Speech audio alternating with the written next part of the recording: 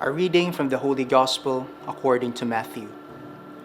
Jesus said to the crowds and to his disciples, "Woe to you, scribes and Pharisees, you hypocrites! You lock the kingdom of heaven before men. You do not enter yourselves, nor do you allow entrance to those trying to enter. Woe to you, scribes and Pharisees, you hypocrites! You traverse sea and land to make one convert, and when that happens, you make him a child of Gehenna, twice as much as yourselves.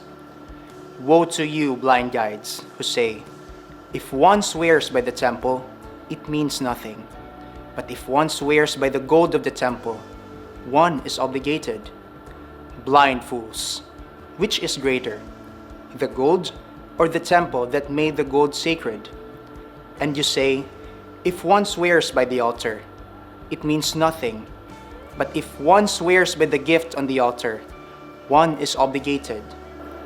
You blind ones, which is greater, the gift or the altar that makes the gift sacred?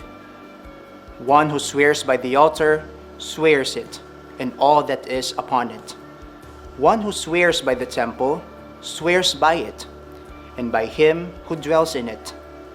One who swears by the heaven swears by the throne of God and by him who is seated on it." The Gospel of the Lord.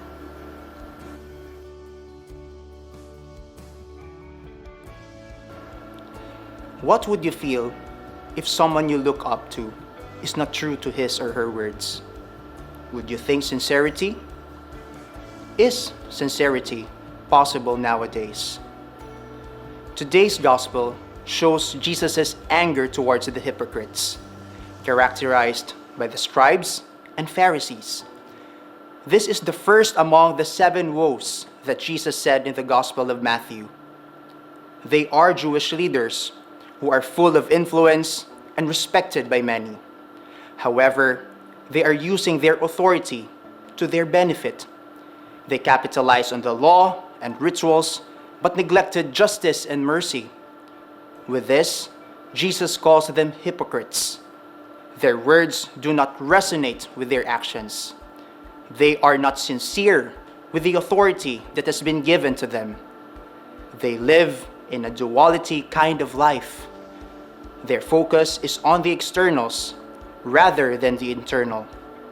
Sincerity was not in their hearts. Therefore, as the Gospel says, they lock the kingdom of heaven before men.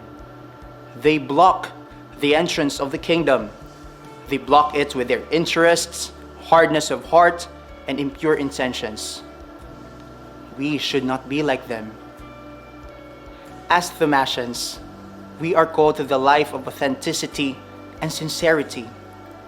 The Gospel for today reminds us that as we serve the institution, the church, and the nation, we need to have a sincere heart and an authentic character. In this world full of hypocrisy and sugar-coated promises, let our lives be faithful witnesses of truth and God's loving hands. Let us not remain stagnant in speeches. Instead, let us incarnate our aspirations, goals, and dreams for the betterment of everyone. To all our students participating in different school organizations, your positions call for a great mission to serve with a clear and pure intention. Use your influence as a beacon of hope and a testament to God's unending grace. Pray that as you journey this academic year, you will be enlightened and transformed by God's purifying grace. Pray for the sincerity of heart.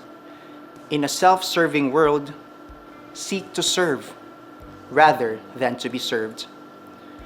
To our academic personnel and staff, pray also for the sincerity of heart, that you may truly lead with charity and understanding in your heart.